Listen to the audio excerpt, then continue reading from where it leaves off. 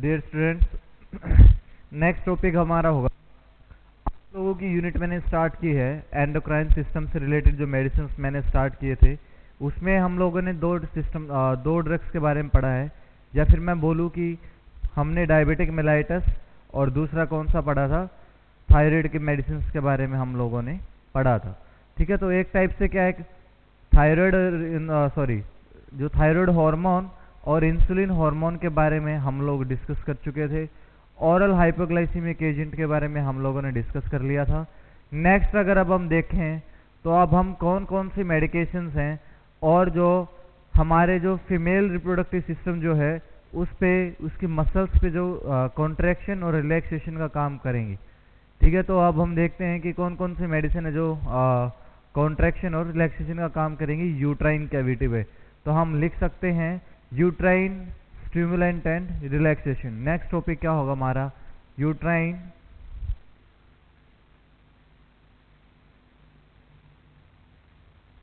Stimulant and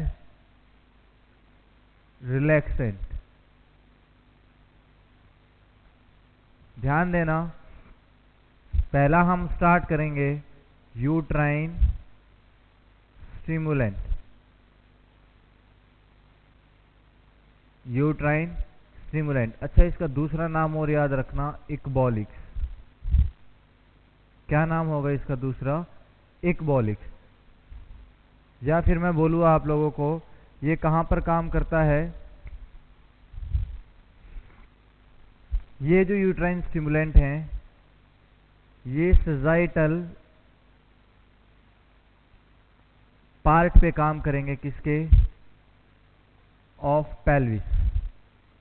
female का जो pelvis है उसके सजाइटल पार्ट पे क्या करते हैं, ये इक्बॉलिक्स काम करते हैं। ठीक है, क्या टॉपिक है आज का हमारा, uterine stimulant and relaxation. Uterine stimulant का दूसरा नाम क्या है, इक्बॉलिक्स। इसको याद रखना आप लोग।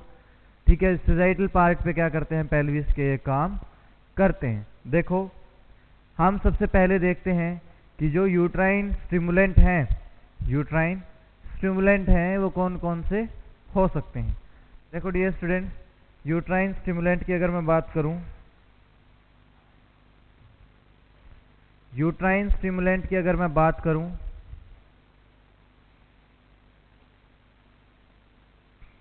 तो सबसे पहला कौन सा आता है, सिंथेटिक प्रिपरेशन।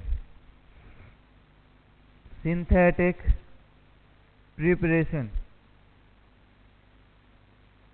सिंथेटिक प्रिपरेशन का मतलब क्या है कि ऐसे हार्मोन जो क्या किए जाते हों, मतलब आर्टिफिशियली क्या किए जाते हों, प्रिपेयर की जाती हों। सिंथेटिक प्रिपरेशन में सबसे पहला नाम आता है हमारा जो मेडिसिन है वो आएगी सिंटोसिनोन। क्या आएगी, सिंटोसिनोन। इसको आप लोग याद रखना, सिंटोसिनोन। ये किसी का आर्टिफिशियल है, ऑक्सीटोसिन का आर्टिफिशियल पार्ट है प्रिपरेशन का। किसका, सिंटोसिनोन किसका है आर्टिफिशियल प्रिपरेशन, ऑक्सीटोसिन का होता है ये। ठीक है, तो क्या करता है, और सिंटोसिनोन इसकी डोज देखो आप लोग, डोज कितनी होती है, 5 इंटरनेशनल यूनिट पर ml या फिर 2 इंटरनेशनल यूनिट पर 2 ml के हिसाब से क्या होते हैं, इसके एम्प्यूल मार्केट में अवेलेबल होते हैं। क्या होते हैं, इसके एम्प्यूल मार्केट में अवेलेबल होते हैं। ठीक है, नेक्स्ट वन अगर मैं बात करूं आप लोगों से, क्या हुआ, पहला सिंटोसिनोन हुआ, डोज 5 इंटरनेशनल यूनिट पर ml। दूसरा क्या है, 2 इंटरनेशनल यूनिट 2 ml के हिसाब से एम्प्यूल प्रेजेंट होते हैं। अच्छा, इसको कैसे दे सकते हो, आईवी भी दे सकते हो और इंट्रामस्कुलर भी आप लोग क्या कर सकते हो, दे सकते हो। ये क्वेश्चन मार्क आप लोग करना। यूज हम देखते हैं कि क्या क्या इसके यूज होंगे।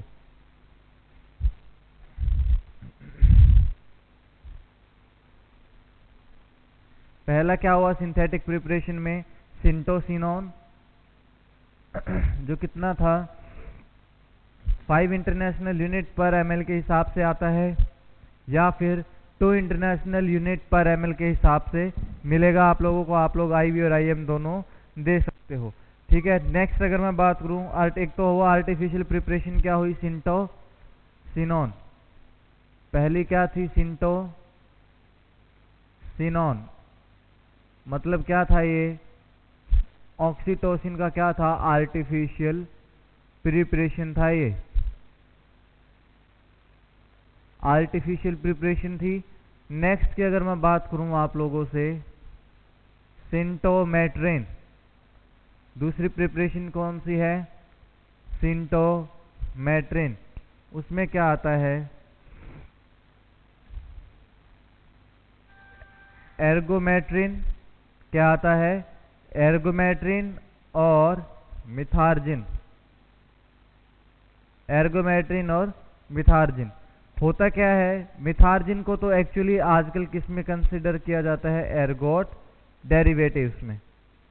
किस में इंक्लूड किया जाता है, एर्गोट डेरिवेटिव्स। मतलब क्या है, ये प्रोस्टाग्लैंडिन की तरह क्या करता है, ये काम करेगा। किसकी तरह काम करेगा, ये प्रोस्टाग्लैंडिन की तरह काम करेगा। नेक्स्ट अब आप लोग देखो, मैंने लिखा एर्गोमेट्रिन। एर्गोमेट्रिन क्या है, सिंटोमेट्रिन का ही प्रिपरेशन है। 0.3 to 0.5 mg आप लोग क्या कर सकते हो, इसको दे सकते हो, IM कर सकते हो। मोस्टली हम इसको क्या करते हैं, IM ही प्रोवाइड करते हैं। नेक्स्ट अब आप लोग देखो और कौन कौन से आते हैं इसमें, सिंटोमेट्रिन में पहला आता है डिनोप्रोस्टोन और दूसरा आता है डिनोप्रोस्ट, डिनोप्रोस्टोन और दूसरा क्या आता है, डिनोप्रोस्ट। अगर मैं बात करूं इनकी, तो जो ये डिनोप्रोस्टोन है या डिनोप्रोस्ट है, ये क्या होते हैं,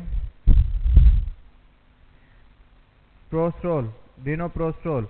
डिनोप्रोस्टोन जो है ये तो क्या है, प्रोस्टाग्लैंडिन E2। डिनोप्रोस्टोल जो है prostaglandin EF2 alpha, PGF2 alpha.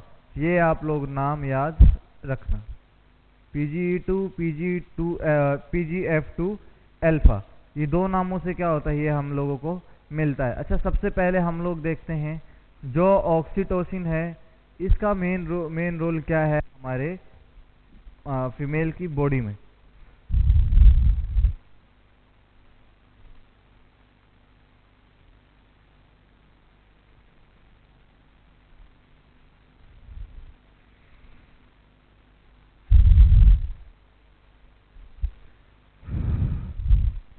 पहला देखो, हम लिखते हैं यूज ऑफ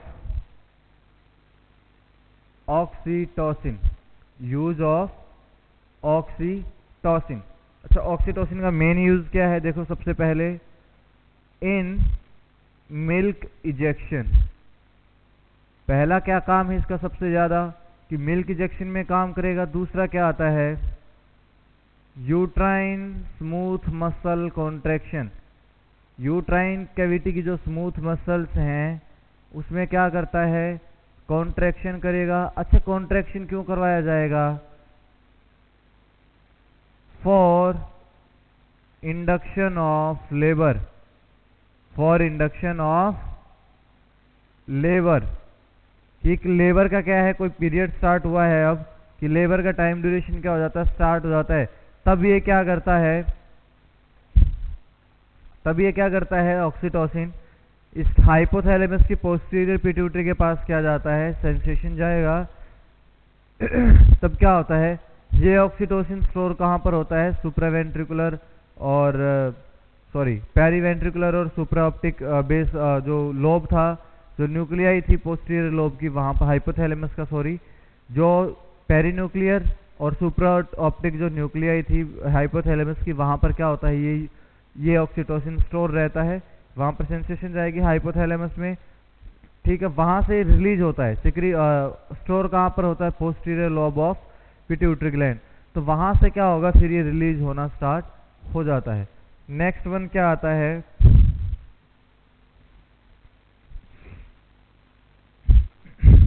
थर्ड वन आता है, ध्यान से देखो। थर्ड वन है कि मोस्ट इंपोर्टेंट क्या काम है इसका, to induce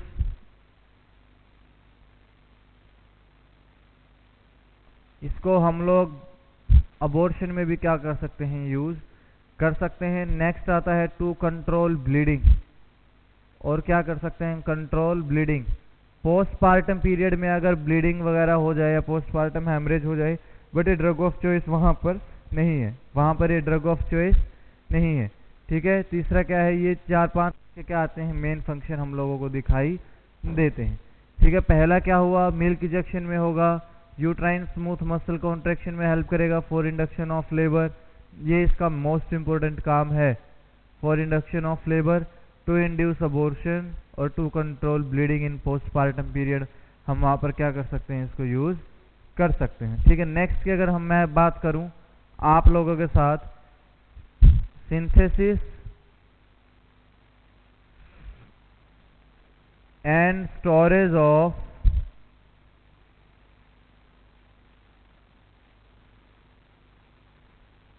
oxytocin, synthesis and storage of oxytocin. तो वहां पर क्या होगा, देखो डियर स्टूडेंट्स,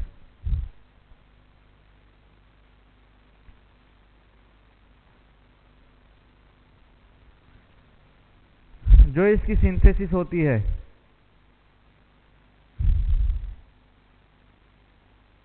जो इसकी सिंथेसिस होती है वो कहां पर होती है, peri ventricular nucleus, peri ventricular nucleus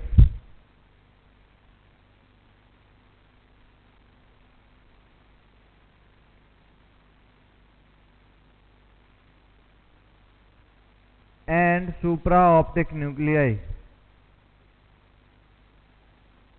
supraoptic nuclei in hypothalamus, in hypothalamus। Hypothalamus की पेरीवेंट्रिकुलर एंड सुप्राऑप्टिक न्यूक्लियाई में क्या होता है, इसका सिंथेसिस होता है। अगर मैं स्टोरेज की बात करूं कि स्टोरेज कहां पर होती है, स्टोरेज इसकी होती है dear students in posterior lobe of pituitary gland, posterior lobe of pituitary gland.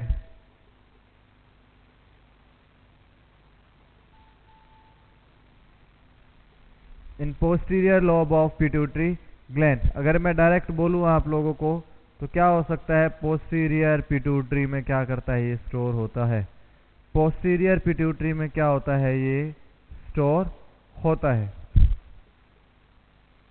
ये आप लोग याद रखना। ये सिंथेसिस कहाँ पर होगी, पेरीवेंट्रिकुलर न्यूक्लियाई और सुप्राऑप्टिक न्यूक्लियाई इन हाइपोथैलेमस, और स्टोरेज कहाँ पर होती है, posterior lobe of pituitary gland, या फिर पोस्टीरियर पिट्यूटरी ग्लैंड क्या करती है, इसको स्टोर करके रखती है। नेक्स्ट अब हम लोग बात करते हैं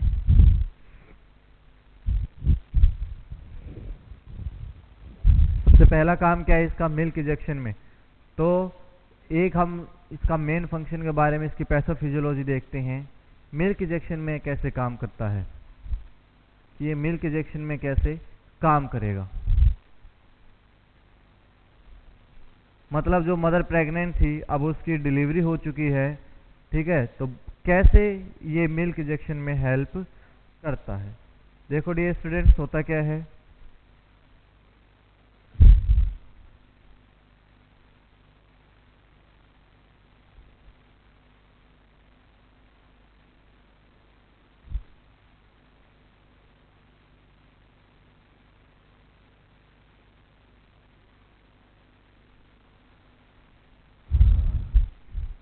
ये क्या है, एक ब्रेस्ट का स्ट्रक्चर हम लोग देखते हैं कि कैसा होता है।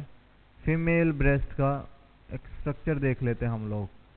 फीमेल ब्रेस्ट का हम लोग क्या करते हैं, एक स्ट्रक्चर देखते हैं। तो यहाँ पर जो बाहर वाली साइड जो है, ये तो क्या है, निप्पल, बाहर वाली साइड क्या है, निप्पल, और ये क्या है, एरियोला,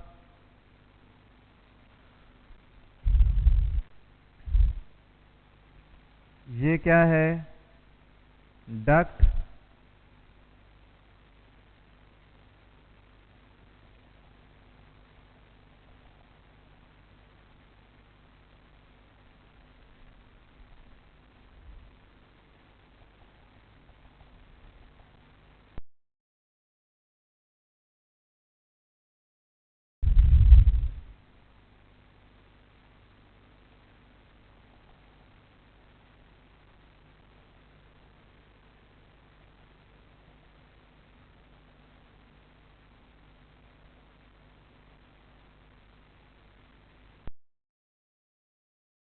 हमें कुछ इस तरह का क्या दिखाई दे सकता है, एक ब्रेस्ट में स्ट्रक्चर दिखाई दे सकता है। ये तो क्या हुआ, निप्पल हुआ।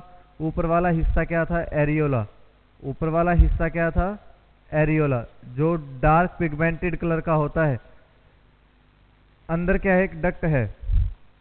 अच्छा अब देखो, अगर मैं इस पूरे हिस्से की बात करूं तो क्या होता है, ये एल्वियोलाई इसको बोला जाता है। इसमें क्या होते हैं, मल्टीपल स्मॉल सेल्स प्रेजेंट होती हैं। मल्टीपल स्मॉल मायो एपिथेलियल सेल्स इसमें क्या होती हैं, प्रेजेंट होती हैं। मायो एपिथेलियल मल्टीपल स्मॉल मायो एपिथेलियल सेल्स वहां पर क्या होती हैं, प्रेजेंट होती हैं। ठीक है, नेक्स्ट देखो आप लोग, और क्या होता है, देखो इसमें कितनी चीजें हो गई, 5 चीजें हम लोगों ने पढ़ी। Areola, nipple, duct, lactiferous duct बोला जाता है इनको। कौन सी डक्ट होती हैं ये, लेक्टिफेरस डक्ट। लेक्टिफेरस डक्ट इनको पूरा बोला जाता है। ठीक है, लेक्टिफेरस डक्ट इनको क्या किया जाता है, पूरा बोला जाता है। एल्वियोलाई होगी यहाँ पर, मल्टीपल स्मॉल मायो एपिथेलियल सेल्स होती है मदर के ब्रेस्ट में। ठीक है, अब देखो मिल्क इंजेक्शन में कैसे हेल्प होती है, कि मिल्क इंजेक्शन में कैसे हेल्प होगी। ध्यान से सुनना, जब न्यूबॉर्न बेबी क्या करता है, जब निप्पल को सक करेगा, क्या करेगा, जब बच्चा निप्पल को सक करेगा तो मदर क्या होती है, बिहेवियर में क्या आता है, मदर के चेंज आता है। मदर के बिहेवियर में क्या आता है, चेंज आएगा। वो स्टिमुलेशन कहाँ प्रोवाइड करता है, जो मदर का बिहेवियर चेंज होगा वो स्टिमुलेशन प्रोवाइड करता है हाइपोथैलेमस में। क्या करता है, वो स्टिमुलेशन प्रोवाइड करेगा हाइपोथैलेमस में।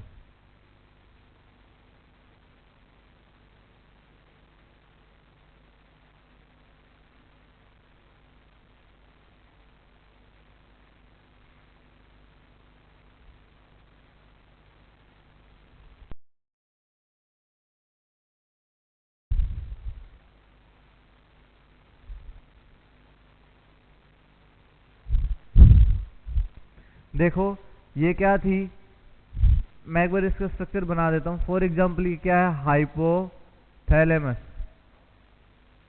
क्या है ये, हाइपोथैलेमस। ये क्या बोला था मैंने, सुप्रा वेंट्रिकुलर न्यूक्लियाई। सुप्रा वेंट्रिकुलर न्यूक्लियाई, ये क्या था, सुप्रा वेंट्रिकुलर न्यूक्लियाई। दूसरा अगर मैं बोलूँ आप लोगों को, सुप्रावेंट्रिकुलर न्यूक्लियाई के बाद मैं बात करूं, ये जो दूसरा पार्ट मैंने बनाया ये क्या था, सुप्रावेंट्रिकुलर को चेंज करो, पेरीवेंट्रिकुलर। क्या पार्ट है ये, पेरीवेंट्रिकुलर। ये होता है सुप्रा ऑप्टिक न्यूक्लियाई। ये क्या था, सुप्रा ऑप्टिक न्यूक्लियाई। ये क्या करता है, देखो यहां दोनों से इन दोनों ने क्या किया, ऑक्सीटोसिन का क्या कर दिया, सिंथेसिस कर दिया। अब यहां से इन दोनों ने क्या किया है, जो पोस्टीरियर लोब था, जो हमारी पोस्टीरियर पिट्यूटरी का क्या था, पोस्टीरियर लोब था, यहां पर क्या इकट्ठा हो गया, आने के बाद ऑक्सीटोसिन यहां पर इकट्ठा हो गया। क्या इकट्ठा हुआ, यहां पर ऑक्सीटोसिन इकट्ठा हुआ। तो अब देखते जाना आप लोग कि जैसे ही बच्चे ने क्या किया, बेबी परफॉर्म सकलिंग। क्या किया बच्चे ने, सकलिंग, मतलब ब्रेस्ट को क्या किया, जब वो सक करता है तो मदर के बिहेवियर में क्या होता है, change. Mother behaviour changes, behaviour क्या होगा, चेंज होगा। ये जो बिहेवियर चेंज होगा ये क्या करता है, स्टिमुलेट पोस्टीरियर पिट्यूटरी ग्लैंड। क्या करेगा, पोस्टीरियर पिट्यूटरी ग्लैंड को ये स्टिमुलेट करता है। जैसे ही पोस्टीरियर पिट्यूटरी को क्या करेगा, स्टिमुलेट करेगा, वहां से क्या होता है, ऑक्सीटोसिन रिलीजेस। ऑक्सीटोसिन क्या होगा, वहां से रिलीज होगा। जैसे ही वहां से ऑक्सीटोसिन रिलीज हुआ, अब देखो नेक्स्ट क्या होता है कि जैसे ही ऑक्सीटोसिन रिलीज होगा, क्या होगा उसके बाद, देखो जैसे ही ऑक्सीटोसिन रिलीज हुआ उसके बाद ये ऑक्सीटोसिन जो है ये क्या करता है? Act on myo epithelial sales.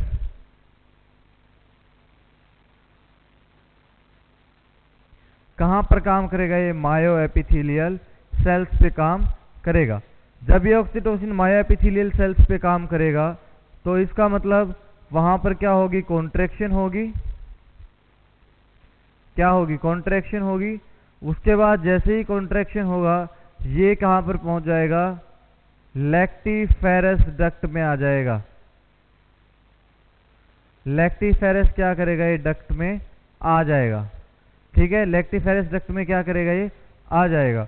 दूसरा, अगर मैं आप लोगों को बोलूं, जब ये लैक्टिफेरस डक्ट में आएगा और बच्चा फिर से सक करेगा तो वहां पर प्रोलैक्टिन हार्मोन की वजह से वहां पर जैसे ही बच्चा क्या करता है, जैसे ही बच्चा सकिंग परफॉर्म करेगा या सकलिंग परफॉर्म करता है, वहां पर प्रोलैक्टिन हार्मोन की वजह से मिल्क क्या हो जाता है? प्रोड्यूस हो जाता है। अच्छा, जब मायो एपिथेलियल सेल्स में कॉन्ट्रैक्शन होगा और ये लैक्टिफेरस डक्ट में जाएगा, इसको बोला जाता है ejection of milk. Ejection of milk, कि मिल्क क्या करता है? इजेक्शन हो जाता है मिल्क का। क्या हो जाता है? मिल्क का इजेक्शन हो जाता है। कहां पर? लैक्टिफेरस डक्ट में। और जब सकलिंग परफॉर्म करता है बच्चा, then again with the help of prolactin then the milk will be produce, और बच्चे के माउथ में क्या होगा? वो मिल्क आ जाएगा। ठीक है, वो बच्चे के माउथ में क्या करेगा? वो मिल्क आ जाता है। ये क्या था? हमारा मिल्क इजेक्शन था। अच्छा सुनो, जो मायो एपिथेलियल सेल्स में कॉन्ट्रैक्शन जो हुई थी, जहां पर इजेक्शन ऑफ मिल्क हुआ था, इस पार्ट को बोला जाता है मिल्क इजेक्शन, या फिर बोला जाता है मिल्क लेट डाउन रिफ्लेक्स। क्या बोला जाता है इसको? मिल्क इजेक्शन रिफ्लेक्स, या फिर बोला जाएगा मिल्क लेट डाउन रिफ्लेक्स। तो याद रखना, मिल्क इजेक्शन और मिल्क लेट डाउन रिफ्लेक्शन के लिए कौन रिस्पॉन्सिबल है? ऑक्सीटोसिन। कौन रिस्पॉन्सिबल है? ऑक्सीटोसिन।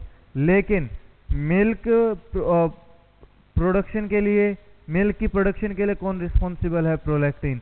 ये आप लोग क्या करना है? आप लोगों को माइंड में रखना है। ठीक है, ये क्या हुआ? मिल्क प्रोलैक्टिन ने मिल्क को क्या कर दिया? प्रोड्यूस करवा दिया। लेकिन इजेक्शन किसने करवाया था? लैक्टिफेरस डक्ट में आया कहां से था? इजेक्शन ऑफ मिल्क से आया था, जिसकी वजह से क्या हो जाता है? लोब में इकट्ठा हो जाता है।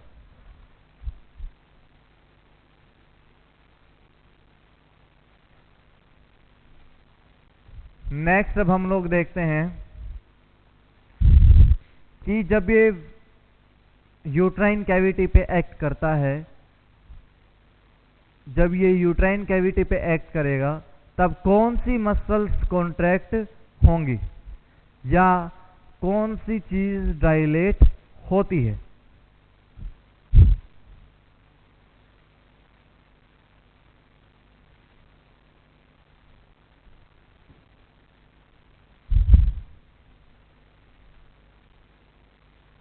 देखो डियर स्टूडेंट, कि पहले कि मैंने आप लोगों को बोला कि ऑक्सीटोसिन किसके लिए रिस्पॉन्सिबल था? मिल्क इजेक्शन के लिए रिस्पॉन्सिबल था। किसके लिए रिस्पॉन्सिबल था? इजेक्शन के लिए रिस्पॉन्सिबल था, जिसकी वजह से क्या हुआ? मिल्क इजेक्शन रिफ्लेक्स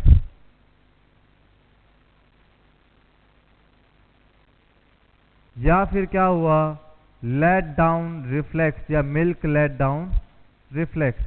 ये दो चीजें तो हम लोगों को देखने को मिली ऑक्सीटोसिन की वजह से। और किसने इसका फॉर्मेशन सिंथेसिस किया था? हाइपोथैलेमस ने ऑक्सीटोसिन का सिंथेसिस किया था। अगर मैं दूसरी बात करूं कि मिल्क का सिंथेसिस कैसे होता है, मैं बात करता हूं मिल्क का सिंथेसिस कैसे होता है। तो एक हार्मोन होता है हमारे पास, कौन सा? प्रोलैक्टिन। एक हार्मोन प्रेजेंट होता है। ये प्रोलैक्टिन हार्मोन किसके द्वारा बनाया जाता है? एंटीरियर पिट्यूटरी के द्वारा क्या किया जाएगा, इसका फॉर्मेशन होगा। जब एंटीरियर पिट्यूटरी इसका फॉर्मेशन करेगी, लिख देते हैं synthesized by posterior pituitary, synthesized by posterior pituitary. तो सॉरी, एंटीरियर पिट्यूटरी क्या करेगी, सिंथेसाइज करेगी। इसकी वजह से क्या होगा, मिल्क का प्रोडक्शन होगा। मिल्क क्या करवाता है, मिल्क का प्रोडक्शन करवाएगा। ठीक है, कौन सा हार्मोन करवाएगा, प्रोलैक्टिन। और जब मिल्क एक्सट्रैक्शन की बात होगी, जब बच्चा सकलिंग करेगा, तब भी कौन करवाता है, ये प्रोलैक्टिन करवाएगा। कौन करवाएगा, प्रोलैक्टिन करवाएगा। डक्ट या लोब्स तक जब मिल्क आता है वो तो ऑक्सीटोसिन करवाएगा, लेकिन सकिंग के थ्रू जो बच्चा मिल्क को खींचता है बाहर की तरफ, वो कौन सा करवाता है, प्रोलैक्टिन हार्मोन करवाता है। ठीक है, नेक्स्ट अब हम लोग देखते हैं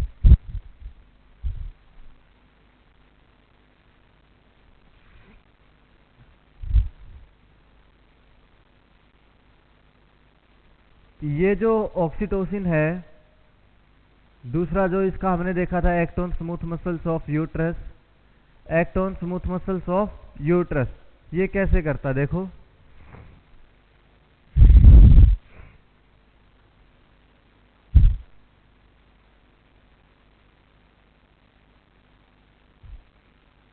एक्ट ऑन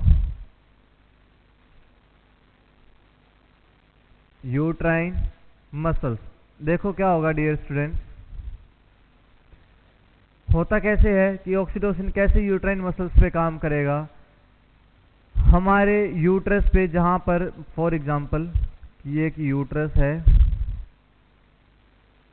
और यहां पर ये क्या होती हैं, फैलोपियन ट्यूब्स होती हैं। क्या होती हैं, यहां पर ये फैलोपियन ट्यूब्स होती हैं। अच्छा, जहां पर फंडल पार्ट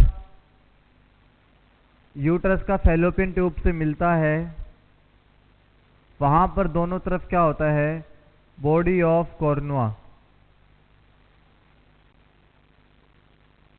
बॉडी ऑफ कॉर्नुआ क्या होता है वहां पर, बॉडी ऑफ कॉर्नुआ। तो होगा क्या, जब इसके ये कहां पर प्रेजेंट होता है, बॉडी ऑफ कॉर्नुआ, मायोमेट्रियम लेयर के अंदर डीपली क्या करता है, ये सिचुएट होता है। मायोमेट्रियम लेयर में क्या प्रेजेंट होता है, हमारा बॉडी ऑफ कॉर्नुआ प्रेजेंट होता है फीमेल की बॉडी में। नेक्स्ट की अगर मैं बात करूं, यहां पर क्या होता है, जब कैल्शियम का इन्फ्लक्स बहुत ज्यादा बढ़ जाता है, किसका, कैल्शियम इन्फ्लक्स इंक्रीज हो जाएगा, कहां पर, in myo epithelial layer, body of cornua क्या हो जाती है, बहुत ज्यादा एक्टिवेट। क्या हो जाती है, बॉडी ऑफ कॉर्नुआ एक्टिवेट हो जाएगा। ये किसको करेगा, स्टिमुलेट, हाइपोथैलेमस, और फिर हाइपोथैलेमस पोस्टीरियर पिट्यूटरी के थ्रू क्या करता है, ऑक्सीटोसिन का रिलीज इंक्रीज कर देगा। जैसे ही ऑक्सीटोसिन का रिलीज इंक्रीज होगा, ऑक्सीटोसिन कहां पर एक्ट करेगा, बॉडी ऑफ कॉर्नुआ पे एक्ट करना स्टार्ट कर देता है, एक्ट ऑन बॉडी ऑफ कॉर्नुआ। जैसे ये बॉडी ऑफ कॉर्नुआ पे काम करेगा, वहां पे क्या आ जाएगी, contraction in myometrial layer of uterus, myometrium layer of uterus, जो कि मिडल लेयर होती है यूट्रस कैविटी, यूट्राइन कैविटी की, वहां पर कॉन्ट्रैक्शन करेगा। पहले क्या होता है, यूट्रस में दो तरह के क्या होते हैं, दो तरह के सेगमेंट होते हैं, यहां से लेकर के ये वाला सर्विक्स तक ऊपर का, ये क्या होता है, अपर सेगमेंट, और लोअर वाला क्या होता है, ये होता है लोअर सेगमेंट। अपर सेगमेंट और lower segment. Contraction I myometrium layer of uterus में, कॉन्ट्रैक्शन आने के बाद होता क्या है, यहां पर क्या होगा, जो अपर सेगमेंट है उसमें क्या आ जाती हैं, कॉन्ट्रैक्शन, क्या आएंगे उसमें, contraction in upper segment of uterus. तो वहां से क्या होगी, सर्विक्स इफेसमेंट एंड डायलेशन। वहां से सर्विक्स इफेसमेंट एंड डायलेशन वहां पर हम लोगों को देखने को मिलती है। इफेसमेंट का मतलब क्या है, taking up of cervix, taking up of cervix. For example की क्या है, ये सर्विक्स थी, ये क्या थी, कोई सर्विक्स थी और नीचे की तरफ क्या था, विजाइनल ओरिफिस क्या था, ओपन वहां से होता था। ये क्या होगी, एक तो सर्विक्स ऐसे डायलेट हो रही है, सर्विक्स ऐसे क्या हो रही है, डायलेट होगी, लेकिन उसके साथ साथ में ना सर्विक्स ऊपर की तरफ भी चली जाएगी। ये सर्विक्स भी क्या करेगी, ऊपर की तरफ जाएगी। पहले देखो इसमें होगा क्या, अगर कोई प्रेमी ग्रेविडा है जिसने फर्स्ट टाइम प्रेगनेंसी कंसीव किया, फॉर एग्जांपल ये सर्विक्स थी, ठीक है, ये क्या थी, कोई सर्विक्स थी, तो ये क्या करेगी, ऊपर की तरफ मूव करेगी, मतलब taking up of cervix. Then उसके बाद क्या होगा, ये डायलेट होना स्टार्ट हो जाएगी, किसकी वजह से, जब कॉन्ट्रैक्शन इन अपर सेगमेंट में आती है तो उसकी वजह से क्या होगा, अपर सेगमेंट में तो क्या ही कॉन्ट्रैक्शन आई, लेकिन जो लोअर जो सेगमेंट था वो क्या हो जाएगा, बिल्कुल रिलैक्स हो जाएगा। जैसे ही रिलैक्स होगा तो सर्विक्स क्या होगी, डायलेट, और टेकिंग अप ऑफ सर्विक्स, इसका मतलब इफेसमेंट। प्रेमी ग्रेविडा में इफेसमेंट पहले होता है और डायलेशन बाद में, लेकिन जो सेकंड जो ग्रेविडा होता है, थर्ड ग्रेविडा जो होता है फर्स्ट के बाद, उसमें इफेसमेंट और डायलेशन दोनों क्या करते हैं, एक दूसरे के साथ चलते हैं, ठीक है। नेक्स्ट की अब हम लोग बात करते हैं, ये तो हो गया, हमने इसके फंक्शंस के बारे में पढ़ लिया, ऑक्सीटोसिन का, ठीक है, ये पढ़ लिया। ऑक्सीटोसिन की सिंथेटिक फॉर्म हमने क्या पढ़ी थी, दो सिंथेटिक फॉर्म के बारे में हम लोगों ने क्या किया था, स्टडी किया था।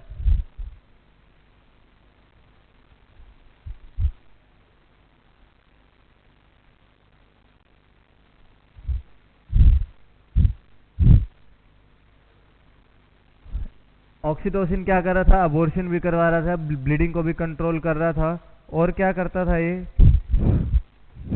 To control bleeding. मैंने एक पॉइंट लिखा था वहां पर, एक मिनट रुको,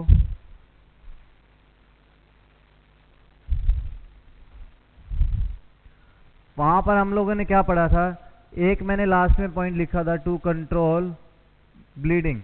यह कौन सी ब्लीडिंग को कंट्रोल करने के काम आएगा, जो ब्लीडिंग पोस्टपार्टम हेमरेज की वजह से होती हो, लेकिन ये ड्रग ऑफ चॉइस नहीं होती, ये ड्रग ऑफ चॉइस नहीं होती, not a drug of choice.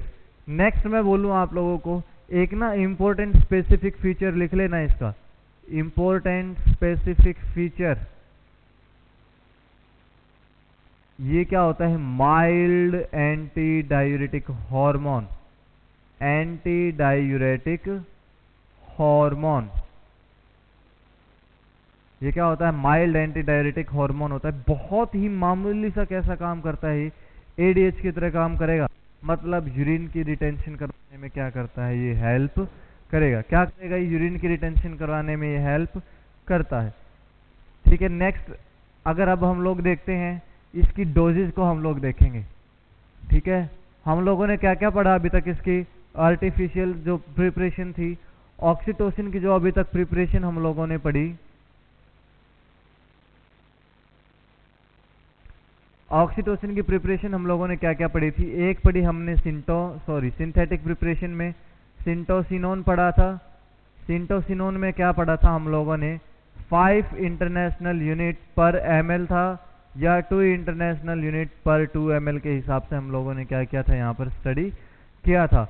Next मैंने पढ़ाया था आप लोगों को सिंटोमेट्रिन, क्या किया था मैंने, सिंटोमेट्रिन। अच्छा, इसको आप लोग कैसे दे सकते हो, आईवीबी और आईएमबी आप लोग इसको प्रोवाइड कर सकते हो। सिंटोमेट्रिन की अगर मैं बात करूं तो मैंने आप लोगों को बोला था एर्गोमेट्रिन,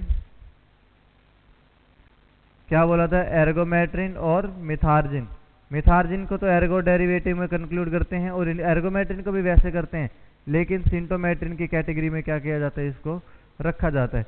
एर्गोमेट्रिन क्या है, 0.3 to 0.5 mg हम लोग इसको क्या कर सकते हैं, पर ml के हिसाब से ये इसको क्या कर सकते हैं, IM दे सकते हैं।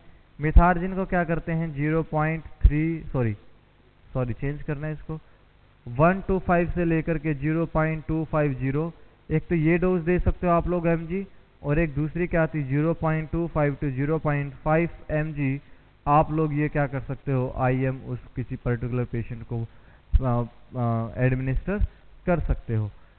फिर हम लोगों ने देखा था उसके बाद स्टिमुलेंट की, और फिर हमने बात की थी प्रोस्टाग्लैंडिन की। स्टिमुलेंट की और क्या बात की थी हम लोगों ने? प्रोस्टाग्लैंडिन की बात की थी। एक की थी PGE2 और एक किया था PGF2, sorry PGF2 alpha, PGF2 alpha, ये दो के बारे में बात किया था हम लोगों ने। PGE2 क्या करता है? To induce labour. इसको हम लोग कहाँ यूज कर सकते हैं? लेबर को इंड्यूस करने के लिए यूज कर सकते हैं। इसको क्या बोला जाता है? डिनोप्रोस्ट्रॉन, डिनोप्रोस्ट्रॉन। और जो PGF2 अल्फा है इसको क्या बोला जाता है? डिनोप्रोस्ट्रोल, डिनोप्रोस्ट्रोल। देखो क्या फर्क है ओल का और ओन का, डिफरेंस है सिर्फ यहाँ पे, ठीक है। ओल का और ओन का क्या है यहाँ पर डिफरेंस आ जाता है, ठीक है। नेक्स्ट अगर मैं बोलूं अब आप लोगों को डिनोप्रोस्टोन और डिनोप्रोस्टोल, ये क्या है? ये दो चीजें आप लोग क्या कर सकते हो, पढ़ सकते हो प्रोस्टाग्लैंडिन में। नेक्स्ट तो एक और आता है PGE1, PGE1 प्रोस्टाग्लैंडिन E1। ये क्या करते हैं? To induce abortion, to induce abortion. Abortion करवाने के लिए क्या करते हैं हम लोग? PGE1 को यूज करते हैं, ठीक है। नेक्स्ट अब हम लोग देखते हैं और कौन सी फॉर्म में ऑक्सीटोसिन को हम लोग, या ऑक्सीटोसिन की फॉर्म हमारे पास प्रेजेंट होती है।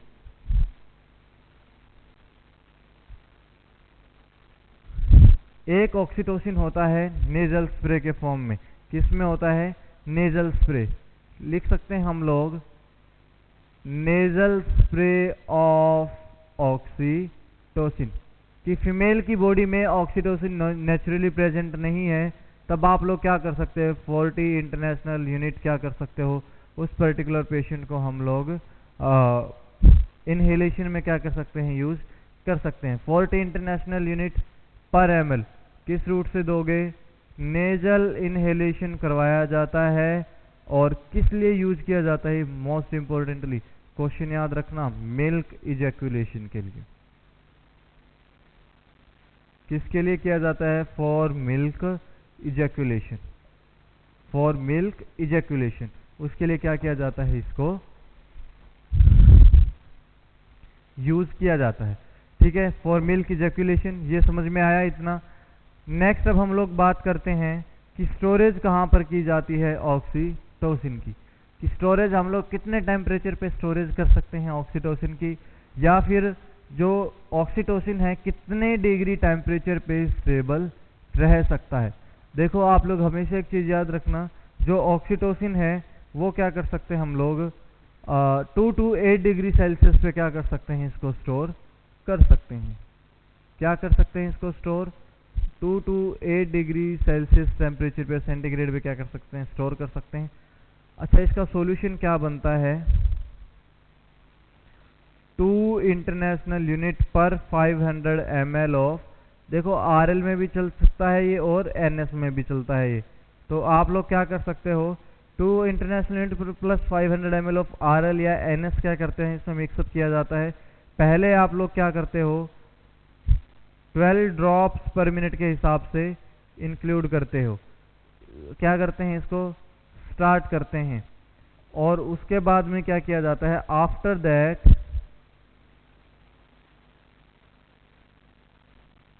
15 to 60 ड्रॉप्स पर मिनट के हिसाब से क्या कर दिया जाता है? इसको क्या कर दिया जाता है? स्टार्ट कर दिया जाता है। बाकी आप पूरा डिटेल में जब आप OBG का जो आपका सब्जेक्ट आता है वहाँ पर कि कौन सी कंडीशन के हिसाब से कितना ऑक्सीटोसिन का डोज रखना है, वो आप लोग क्या करते हो? वहाँ पर पढ़ते हो, ठीक है। ये सॉल्यूशन इसका कितना बनता है? 2 international unit plus 500 ml of RL या NS।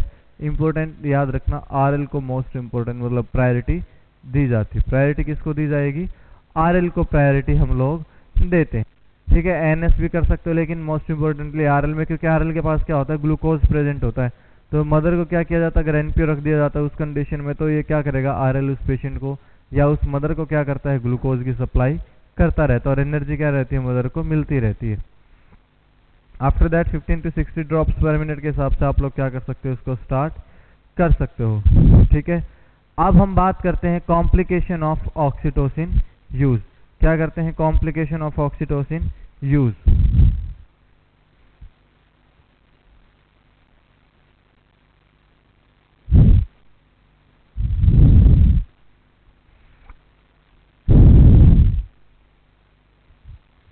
अब देखो आप लोग, कॉम्प्लिकेशन की हम लोग बात करते हैं। कॉम्प्लिकेशन में मैंने अभी बोला कि कितना किया जाता है इसका नॉर्मल, इसका नॉर्मल सॉल्यूशन कितना बनता है 2 इंटरनेशनल यूनिट पर with 500 ml of RL, then you have to give 12 drops per minute for a small time or 10 to 15 minutes, then you have to increase the dose of that particular injection। मतलब oxytocin को क्या करना पड़ेगा, बढ़ाना पड़ेगा। अगर if the uterine contraction is maintained, 3 uterine contraction has been maintained per 10 minute of uterine contraction, कि 10 minute में सिर्फ 3 uterine contraction आते हैं, वो क्या होती हैं, आइडियल यूट्राइन कॉन्ट्रैक्शन। क्या होती हैं वो, आइडियल यूट्राइन कॉन्ट्रैक्शन हम लोग उसको बोलते हैं। देखो अब इसकी कॉम्प्लिकेशन की बात करते हैं।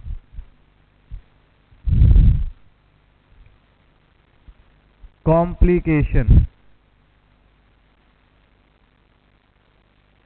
मतलब क्या है कॉम्प्लिकेशन का, कि हम लोगों ने एक इंपॉर्टेंट पॉइंट करके लिख लेना आप लोग, 3 uterine contraction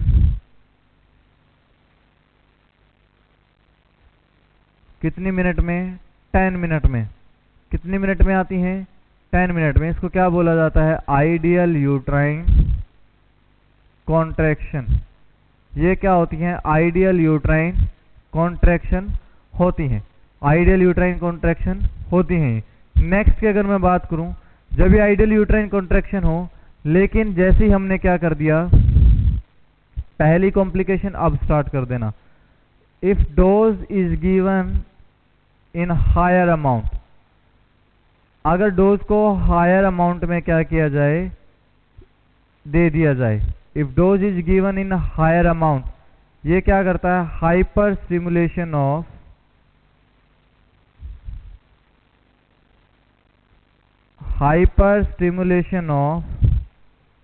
uterine upper uterine segment. जैसे ही ये क्या करेगा, हाइपर स्टिमुलेट कर देता है अपर यूट्राइन सेगमेंट को। अगर मोर देन और इक्वल टू 6 यूट्राइन कॉन्ट्रैक्शन आए, और वो भी कितनी देर में, 10 मिनट में, इन 10 मिनट, और 10 मिनट में कितनी यूट्राइन कॉन्ट्रैक्शन आए, 10 मिनट में आए, तो इसका मतलब क्या हो चुका है, जो ऑक्सीटोसिन है is showing his side effect, वो अपना क्या दिखा रहा है, साइड इफेक्ट दिखा रहा है, और उससे क्या हो सकता है, can lead to precipitate labour, can lead to precipitate labour को लीड कर सकता है। प्रेसिपिटेट लेबर का मतलब क्या होता है, तीनों चारों स्टेज को मिलाकर के less than 3 hours of labour, ये होता है प्रेसिपिटेट लेबर का ड्यूरेशन, कि 3 घंटे से कम का क्या हो, ये लेबर का ड्यूरेशन होता है। देखो अगर फर्स्ट और सेकंड को मिलाते हो तो 2 घंटे से क्या होना चाहिए, कम होना चाहिए। ठीक है, अगर आप लोग चारों को मिलाते हो कि आफ्टर 24 आवर्स तक भी मिलाते हो डिलीवरी के, तो वहां पर क्या होना चाहिए, आफ्टर 3 आवर्स से कम क्या होना चाहिए, सॉरी, अगर लास्ट स्टेज को मिलाते हो तो उससे कितने घंटे कम होना चाहिए, 3 घंटे कम होना चाहिए। ठीक है, 3 घंटे से भी कम का टाइम होना चाहिए लेबर में, किस में, प्रेसिपिटेट लेबर में। लेकिन अगर आप लोग खाली पहली और दूसरी स्टेज ऑफ लेबर को मिला के चलते हो तो तब 2 घंटे से कम का टाइम होना चाहिए। ये क्वेश्चन आप लोग याद रखना। Can lead to precipitate labour, और क्या कर सकता है, यूट्राइन रप्चर, यूट्राइन कैविटी क्या हो सकती है, रप्चर हो सकती है, यूट्राइन कैविटी रप्चर, वहां पर क्या हो जाती है, वो फट जाती है, और क्या हो सकता है, वहां पर लाइफ थ्रेटनिंग सिचुएशन अराइज हो सकती है। लाइफ थ्रेटनिंग सिचुएशन क्या हो सकती है, क्रिएट हो सकती है, और मदर की क्या हो सकती है, डेथ भी हो सकती है। Mother can lead to death, और मदर की क्या हो सकती है, वहां पर डेथ हो सकती है। दूसरा आप लोग याद रखना एक पॉइंट, इतना समझ में आया। नेक्स्ट अगर मैं आप लोगों से बात करता हूं,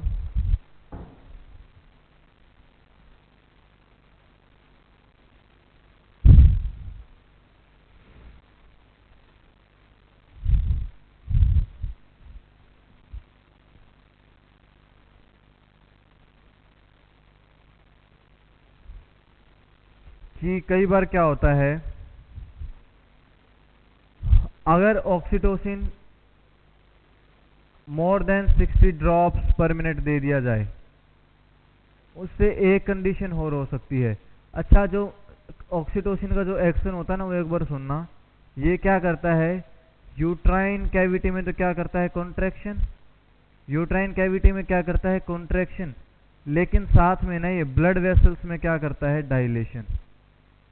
ब्लड वेसल्स में क्या करेगा ये, डायलेशन, या हम लोग क्या बोल सकते हैं, क्या खोज करता है ये, वेजो डायलेशन। जब क्या किया गया, ड्रॉप्स कितने से ज्यादा दी गई ऑक्सीटोसिन की, 60 ड्रॉप्स पर मिनट से ज्यादा दी गई, तब क्या कोज कर देगा ये, वेजो डायलेशन कोज करेगा। कैसा करेगा, सीवियर वेजो डायलेशन ये कोज करता है, जिसकी वजह से क्या होगा, sudden BP fall, sudden BP fall, और क्या हो जाएगा, मदर को हाइपोटेंशन, और क्या हो सकता है, मदर को हाइपोटेंशन हो सकता है।